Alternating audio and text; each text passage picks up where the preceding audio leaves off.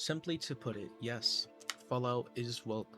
However, these themes are not new additions to the franchise. They have been a part of the identity from the beginning.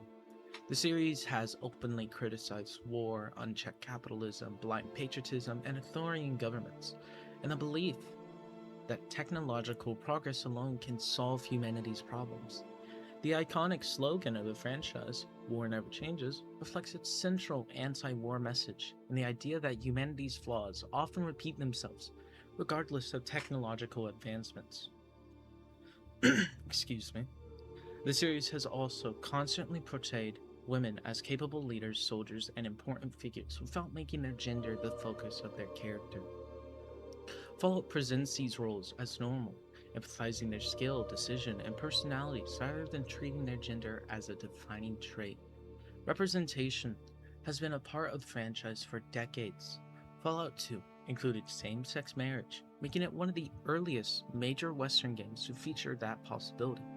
At a time when many games avoided LGBTQ representation entirely, Fallout treated it as another player choice rather than a major controversy. Players could spend countless hours in the game without it ever becoming the central focus, without it being mentioned once, with them not even realizing it exists, because it is presented as normal in the world. Throughout the series, nearly every major faction believes it has the right answer, yet each of them have shown serious flaws. For example, the Enclave believes it's the only legitimate government capable of restoring America.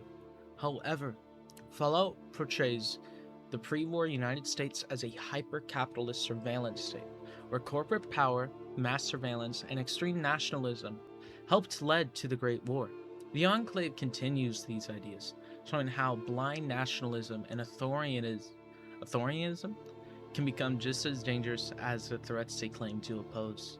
Likewise, Caesar's Legion believes that the only absolute order and strict discipline can prevent humanity from repeating the mistakes of the past, yet it exposes itself as slavers, public executions, and the oppression of women, that showing that stability they promise comes at a terrible human cost. Fallout does not simply tell the player that these factions are evil.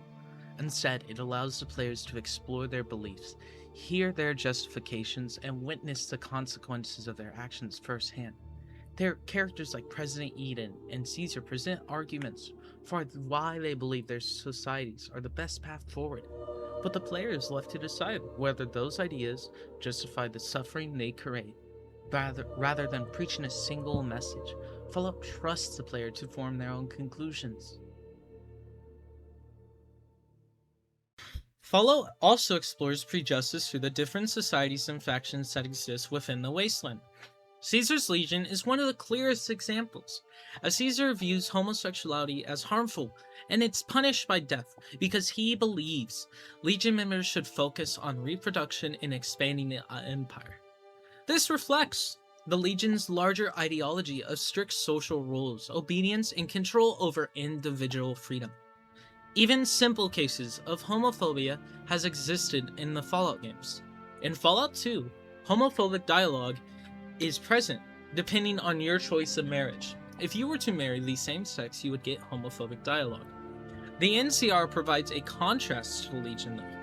While the Legion enforces strict traditions and rejects homosexuality, the NCR generally allows more personal freedom.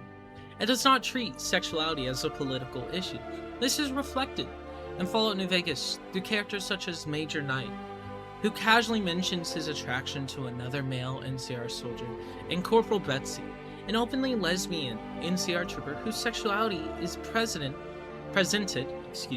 as an ordinary part of her character rather than her entire personality.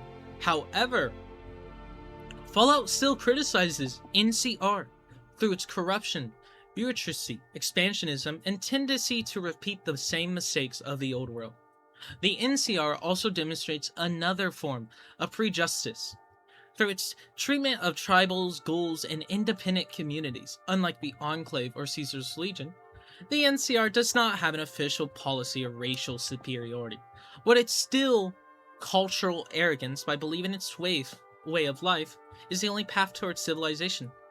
Through the NCR, Fallout shows that democratic societies can repeat the same mistakes of the past through discrimination, expansionism, and the desire to control. The Enclave is a prime example. The Enclave believes that anyone exposed to radiation after the Great War is genetically inferior. They see wastelanders as contaminated because their ancestors survived in the irradiated world. They view supermutants as monsters rather than individuals. While some supermutants are violent, yes, others are intelligent and peaceful. Yet the Enclave treats them all as a threat. The Enclave's belief that certain groups are less worthy of survival can be seen as a broader criticism of American history and the ideas of racial superiority and the justification of removing groups considered inferior.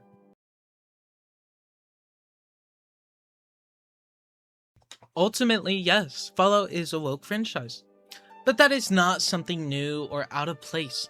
The themes that people criticize today have always been a part of Fallout. Since the very beginning, the series has always challenged ideas about war, capitalism, government discrimination, and social inequality. These topics are not forced into the story. They're bred in naturally. They feel realistic because you're going to realize that a great big group of people don't like gays. Then you're going to realize a great big group of people don't like a certain color or species or type of person. It's the foundation of the world that Fallout is. Being woke does not mean a game has to abandon good writing or become a political lecture. No, the game is not left or right, it's centrist, as it criticizes both sides while also including the political, representation that should be in.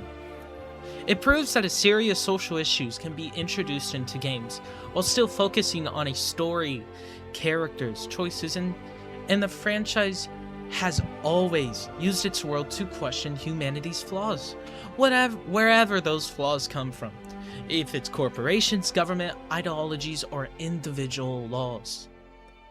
If Fallout is considered woke because it criticizes injustice, includes different kinds of people, and encourages players to think about society, then Fallout has always been woke. These ideas are not a modern change to the franchise. It's not to appeal to the broader public.